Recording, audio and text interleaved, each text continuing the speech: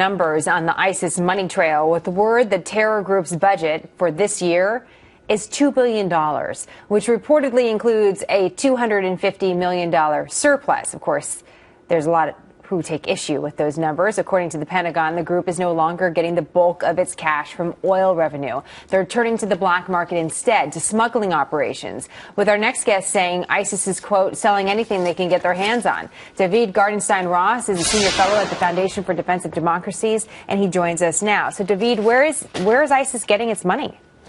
It's getting its money from a number of things. You alluded to a couple of them. Oil sales, although it's lost a lot of its refining capability because the U.S. bombed it.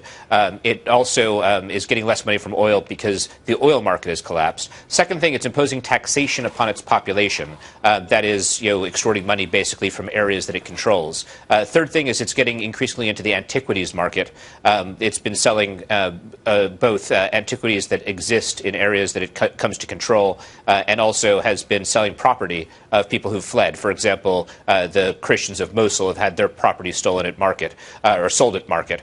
So these are all various ways that the group has been getting money. But it's clear that I think that their figure of their surplus should not be taken seriously. I was going to ask you that, David. Do they have a bank? I mean, where are they getting that $2 billion number? Is there an ATM? I mean, what should we make of those numbers that they're putting out? Well, I mean, they do have a treasury, but let's be very clear.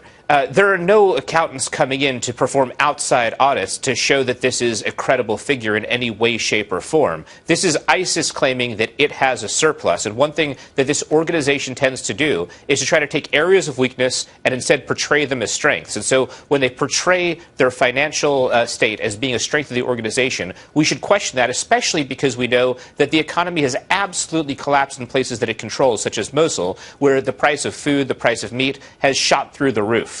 Do you think that could be part of their undoing eventually, David? We've heard from the president, for example, that we should make ISIS more than it is because they can't set up a functioning economy. How does that impact their ability to survive?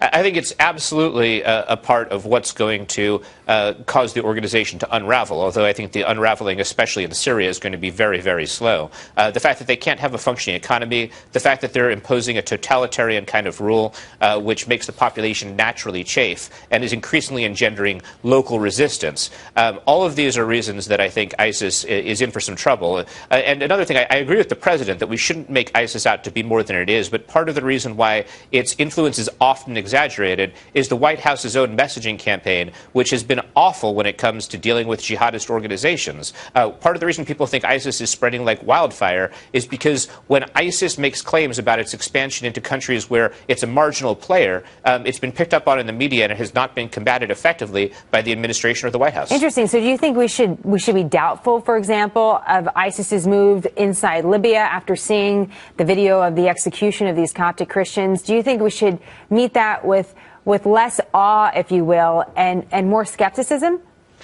Yes. I mean, look, what they've done in Libya, both the execution of the Christians and also their terrorist attack in Tripoli, is horrendous. But starting late last year, ISIS began to portray themselves as being in control of an entire city in northern Libya, the major city of Derna. Now, we know definitively at this point that they do not actually control Derna. They recently did come to finally gain geographic control over an area of Libya, a town of about 10,000 people, but that's also an indication that they weren't able to take Derna. So I think that showing that the organization isn't expanding as much as it portrays is, I think, an important part of disrupting its momentum. Well, it's interesting to hear you say it. It gives us something to think about, David. Just a quick final thought. It's easy to feel overwhelmed by the spread of Islamic terrorism because we've talked about all the different groups, from ISIS to Al-Qaeda, Ansar al-Sharia, Boko Haram. We can take a look at all the maps.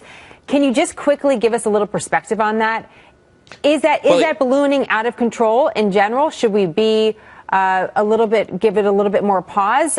How does ISIS add up to those other groups that we've been talking about for so many years?